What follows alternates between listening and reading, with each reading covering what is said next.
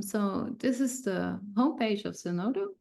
And so here you see, again, this block about why should you use Zenodo. So that's the exact same information. I just copy pasted that in my presentation. And here you can see recent uploads. So if I click on this, I've never clicked on this before, but apparently this is something about Brazilian flora. So this is a data set, I assume, about flora, which is very exciting. We won't look into that too much, but this is actually already a very nice example about how you can actually version these different versions of this research data, actually. You see this is version number 7 already. So they've been working on this for quite some time, I assume. And you can actually browse in between all of these versions, which is very nice. And then Zenodo will also let you know, like, hey, there's a newer version of this record available. But you can still access all of the previous versions as well. So here's the older data set. I can go back in time. They named it exactly the same. And you can see all of the versions. That will take you to a different page. But if I scroll down, let's see, when did they start the project? 2014, August. Very nice. And so you can download each of these versions if you press the download button. Sometimes there's also previews, then you can see that a little bit more. But this is how a record looks like once you've published it on Zenodo. And you can see that you can also see how many times people viewed it or how many times people downloaded it. So it's quite a nice way to keep track of what it is that is happening to your research outputs. Esther, in the views and downloads, what's under show more details? Let's go there. A little bit more detail about this version, apparently, which is very cool, that you can distinguish if the views are for this particular version or whether it's accumulated. Very cool. We can also maybe press this one. So here they explain a little bit more about what they actually track. I'll skip that for now. I think it's just indeed a unique view visiting a person or a robot. But yeah, it doesn't work to reload the page hundreds of times of your own research object and then see what happens. So for example, if I refresh now, then that doesn't mean that the views go up. So it's a little bit more robust than just me refreshing the page 100 times. Yeah. All right. So this is how it looks on Zenodo. And right, let me log in first. So login is here. And if this is your first time sign up, this is the sign up page as mentioned. So you can see that I use both an email of the data stewards at TU Delft, where I no longer work, unfortunately. So I shouldn't access that. Instead, I will use the ORCID. So this is how the sign up page looks like. But because I already signed up, I'm going to go back to Zenodo and use the login button instead. And so here you see, again, very similarly, I can sign in with ORCID, GitHub, or an email address, but I'll use the ORCID since I'm no longer a data steward at Delft. So here you see my ORCID, so that's a number string, and I'll use that to sign into ORCID. And then I'm signed into Zenodo, and you can see my username here, or my email address. And in order to make a new upload, I'm pressing this plus sign, I'm selecting new upload. And then if it loads, you see this interface. And what you see here is that you can drag and drop files or use the computer or the, how do you say that? I'm not sure. You browse in your computer to get to the file. So it's quite easy to get a file onto Zenodo. And they start with some basic information. And what you'll notice is that some of these basic information questions have a red asterisk behind them. And that means that these fields are mandatory. So if you try to publish something on Zenodo while not filling out these fields, Zenodo will let you know, like, hey, this is a mandatory field. You should fill this in. And here you can see the question, Digital Object Identifier. Do you already have a DOI for this upload? So sometimes when you share a version of a research article, for example, it could be possible that you already have a DOI. And in that case, it's better to use the existing DOI because otherwise we have multiple DOIs for the same types of research outputs. And that's not very helpful because then you have multiple things in multiple spaces and it will all become very messy. It's also more difficult to keep track of how things are reused. So then you can copy paste the existing DOI here, or in the majority of the cases when I'm using Zenodo, I say, no, I need a DOI because I don't have one. And then I can press this button here for getting a DOI now. And I am not actually going to upload this file, but you can just request a DOI and that will also be visible in the browser where you see the same number as is listed here. So now it's already saving what it is that I'm doing. And I can use this DOI and it will be stable until I delete this record. And then, yeah, someone else can probably reuse my DOI if I delete it. But this is nothing is published yet. So nothing is official yet. But we reserved this DOI. I'll get back to that at the end of the presentation as well, how you can use that. Then it's asking about research type. So you can upload a data set, event type related information, images, lessons, presentations, physical objects, lots of options here, lots of different types of publications that you can also share here. And so lots of options. And if you're not sure, there's always the option other. So I'm going to go for that right now. And for my title, I'm just going to say test 1, which is a very uninformative title. And as a data steward, I should warn you that this is not the best title to use. But just for you to see what Zenodo looks like, I'll use test 1. The publication date, it automatically sets it to today. You can change that. So it uses the year, month, and day format. I will keep this the same for testing purposes. And then it is asking about creators. So here you can, I can add my own name.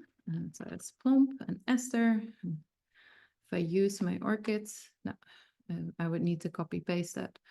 And you can add your affiliation as well as your role in the construction of the research output. So for example, I'm the data manager of this research output. So I'll skip my ORCID for now because I unfortunately still don't know this from the top of my head. But I would recommend you to add your ORCID here for actual purposes of creating a Zenodo output. And so that's what it looks like now. So creators, it's list myself, and you can just add creators. There's also a save and add another creator in this add creator form. So you can add lots of creators, which is very helpful if you're working together with a lot of people. Yeah, then Esther, yeah, I had a quick question. If you were to upload, say, a paper, data sets, and code, would they each have a separate DOI or would it be under one? It depends a little bit. I would recommend you to have separate DOIs for dataset and code, unless it's, yes, it's really dependent on your own preferences. So your publication gets assigned a DOI anyway, so it's important to keep that the same for the publication. But I would assign a different DOI for example, the data and software together if the software is very closely related to the data and it's underlying a research article and you don't really plan for the software to be reused in other purposes, if that makes sense. So then it can make more sense to put data and software together. But in some of the cases, it makes more sense to also split those apart, also because I mentioned that data and software use different licenses. So then you would need to attach 2 licenses to the same upload if you're uploading them together.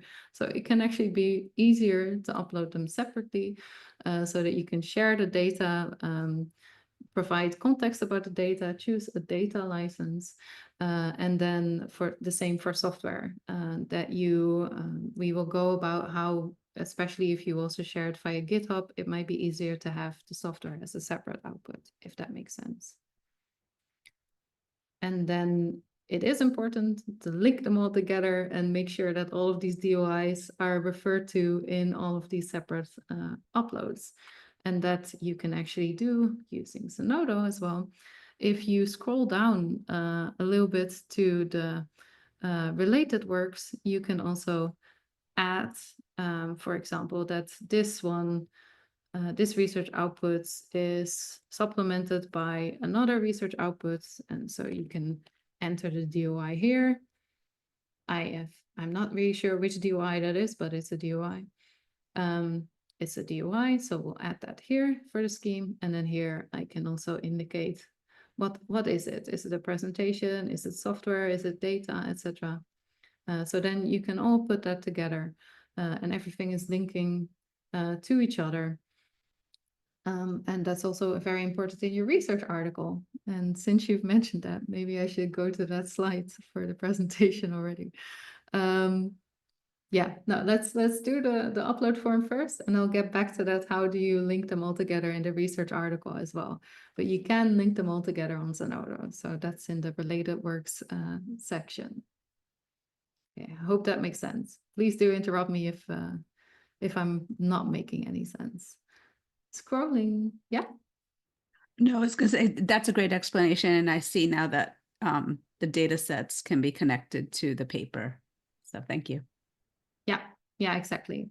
So that's actually where my eScience Fellowships project comes in. It's a lot of frustration about how people do not connect all of these different research outputs, and then it becomes really difficult to find all of your research outputs, especially from an institutional perspective. Then we have no idea what it is that you're doing, and we cannot count it. But also for people trying to find the data underlying a publication. If you don't actually share in the publication where you've stored the data, where you're sharing the data, then it's almost as bad as data available upon request, because then people need to search and look for these data sets everywhere. So it's very important indeed to bring that all together to increase findability of these data sets yourself. Yeah. Yeah, so back to the upload form. So the basic information is the section which is most important. So we've already set up the digital identifier research type, the title, publication date, and the creator, which is myself. So those are the mandatory fields. So those you need to fill out. But then it's also very helpful to add a short description. So for example, this is a test deposit. So there's a very short description, not super helpful, but hopefully I'll remember in 6 months' time that this is my test deposit. And then what you see here is the license section. And so what you see here is a Creative Commons Attribution 4.0 international. And that means that anyone who will come across this work can then redistribute and reuse this work as long as the original creator is appropriately credited. And what that means is just that you cite the original work, you refer to it in the redistribution. So it's quite similar to a research paper. You don't just take someone else's conclusions and claim them as your own. You refer to the original publication where they mentioned this first, or at least you should. So that's this particular license. So they already assign you a license. That doesn't mean that you need to keep this license. It's one of my favorite licenses, so I'll keep it for now. But you can press the edit button, and here you can choose between several licenses, and these, all of them starting with Creative Commons, are actually data licenses, and all of these other ones, Apache and MIT, for example, those are for software. And so in these descriptions, you also see a bit about what it is that they require you to do and whether it is for software or not. So for example, this one from the Creative Commons actually says not recommended for software. So yeah, different licenses for data and for software. So I'll keep it as it is for now because we can do a whole different presentation about licenses, but I'll skip that for now. For now, I'll continue in the upload form a little bit because they let you add a lot more extra information. And so particularly keywords and subjects is very important if people are searching in the search button on Zenodo, etc., that you actually put some information here. So for example, fair, I press enter in order to get that shown up as a keyword. I do a lot of data management things. Again, enter. And then you can also select pre-existing keywords. Language can be helpful. My majority of my outputs are in English. So I'll select English for this, even though it's a test output, so you can basically select any language. And I can select a date. I'll just use today's date, which I already used. So that would be 2025, 14th of February. And it is available on this date. I can add a version. So for most of the outputs, that might not be relevant. But again, if like the Brazilian flora dataset, you need to assign a particular version to the dataset, you can also do it here. And publisher is Zenodo, or if you are sharing an existing research article, then here you might have to change the publisher. You can add information about funding. So if you have a funding agency, recommend you to add that information here. Can also be done using persistent identifiers nowadays. There's alternative identifiers if your research output also has different DOIs associated with it. We can link it with related works, which we just did. So you can say that your data set is a part of a research article, or it's part of software, or the data set is another version of a data set. So there's lots of relations between these DOIs that you can have. You can also add any references that your research output has separately here. That's recommendable because then it becomes machine readable. Whereas if you put it in a PDF file, Zenodo does not take that up and then makes that automatically available in a machine readable way. So publishers do this for you. Zenodo does not do this for you. So it's helpful to do this yourself. Here they particularly ask about software, so you can link to a repository, which language you're using, what the status is of the software project, but also the publishing information. If this is for a journal, you can fill out all of these details regarding where it's published, which volume, whether it's a book chapter, etc. And if it's a thesis, which university it's been awarded for. And that also means that if this is not relevant, so you can't have both information about software and about publishing, etc., you don't need to fill it out because there's no red asterisks behind it. So if any of this is not relevant for you, you can just skip it. So for the test, I'm also going to skip it. Conference, if it's part of a conference. And you can also add more information about which field you are working in. So I'll skip that for now because there's so many field options. But there's really an opportunity for you to really fill this out as detailed as possible, which will enhance the findability of your research. All right. Esther, a quick question. Can you go back in, for example, if we forget to put in the conference that it was a content was presented at, can you go back and add it later? Yeah. Yeah. Thanks. So yeah, no, it's great.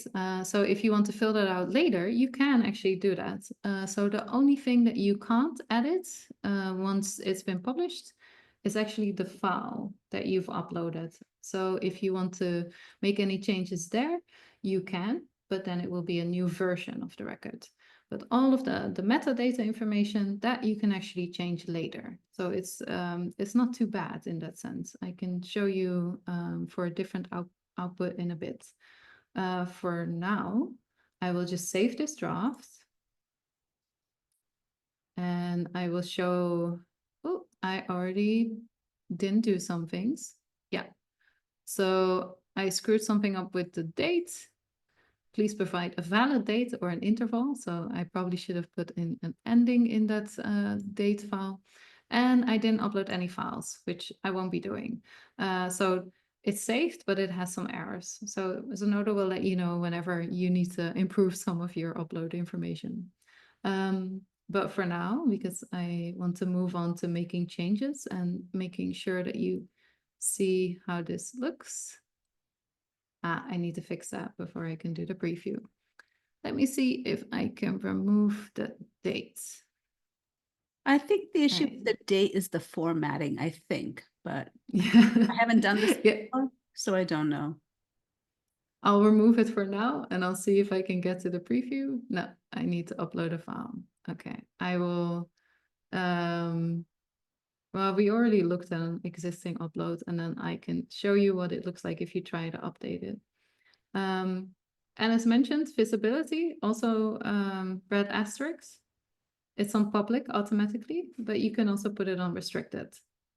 Or you can apply an embargo and then you need to fill out the date in the correct format until the embargo lasts, and then it can, I think it will be automatically lifted. But similarly to other changes, you can also extend the embargo if you change that date. Yeah. Normally, you can make your research outputs publicly available, so I'll select this for now. I'll save it. What that looks like in your dashboard, so moving to my dashboard now, is something like this. So I already have some uploads, so it looks a bit more populated than if you've never used it. So this is where you can go back to your uploads. So this is my test one, which is a terrible name again. But if I click on it, I can then go back and make any changes. And again, this is a draft. So no one else will see this. Here you can see there is a draft. Going back to my dashboard. Then here you will, for example, see one of my more recent uploads, a data management plan and section templates for the faculty that I worked at. And so here, if I want to edit any information, so for example, this link is not clickable. That's not super helpful. So let me see if I can edit that using the edit button. So only I can do that because I created this record. So this is not something that you can do for other people's outputs because that would be a mess. So we'll select edit. And then we'll go into the same form. But here you can see I've uploaded some files. And all of this information is already filled out. Now, let's see if we can actually make this link linkable. So I am pasting the URL here. And I want a new window for that. I press save. And then now that should be linkable. So I think that's the only edit that I want to make. I'll just press save draft. And then I'll do publish. Let's see what happens. And here you see this warning, which we'll see again at some point as well, which is asking you whether you're sure you want to publish this record. Because once the record is published, you will no longer be able to change the files in the uploads. So again, Esther? the files. Yes. Can we see the preview first before you publish? Yeah. Let's see if it works for this one. Yeah. So no longer be able to change the files. So that's what it's warning me about. Let's go to preview indeed. So here it says, I'm in preview mode. You are previewing changes that have not yet been published. So it looks almost the same as the page that it would have normally and that we previously accessed. But here you can already see this is the change. I can now, if I click this link, it's actually a link and people don't have to copy paste that. So it's displaying the change that I've just made. And everything else just, yeah, it looks the same as it would look like whenever you've published it. Let's go back to the edits. All right. Okay. We'll try to publish this now. Again, the warning, no longer be able to change the files. However, you will still be able to update the records metadata later. And that's exactly what we did. We updated the records metadata. So if we now publish, then here we can see this change in the link. And again, it looks almost the same as the preview version, other than that here you can now see the added and new version buttons. And this is still the same version. So it's still version 1 because I didn't touch any of the files. So you can just very easily adjust any of that information without it having an effect on the version of your file. So it will have an effect if you update the files. Let's see if I can get to one of my, so I'm moving to my dashboard again. So this looks different whenever you upload a new version of the files in your uploads. And so here you can see the date and the version. So I have a lot of version 1s in all of my files, but here we have a tree. So I'm going to assume that this has 3 versions. Oh no, I mentioned that this is versions 3 because it's actually based upon a previously set up guidance document, which I should hopefully also indicate in the related works. Yes, so I indicated here. This is actually an alternative version of a different output, which is also on Zenodo. So this is how you link them together. And if I click to this, then this is version 1. I actually called my previous version version 3 because, yeah, we made multiple iterations of this. So this is how you can version things. I did that because it's quite different and the contributor authors were quite different. So that's why I made a separate upload. But going back to my dashboards, there should also be an upload where I use the same uploads. Let's see. Yeah, so as you see, the majority of the times you just have one version of your output, particularly if this is slides. Aha, but this one has 4 versions. So we'll go to this one for now. So this is a data carpentry lesson on spreadsheets. I've done that a couple of times, so I have multiple versions. So version 1 looks like this. And I use completely different slides, I think, in this version, if it loads. Yeah, so completely different slides, quite old picture, etc. And each of these versions, as you'll see, has a different DOI. So you can link directly to this different DOI for each of the version that you have. And if you use that DOI, you get directed to that particular version. But it's also possible to use like this overarching DOI, like an umbrella DOI of some sorts. And that's listed here. So if you want to cite all of the versions, you can use this DOI. So for example, if we use that one, you get automatically redirected to the latest version of the record. Also, if I now upload a new version, version 5, then it will automatically go to that one.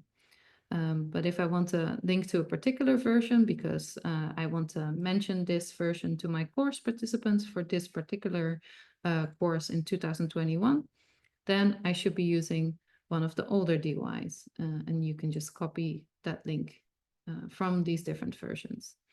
And you also see that I use these links in the presentations themselves. So here I didn't use the overarching DOI link, but for example, for a data set, that might make more sense. Or again, up to your personal preferences.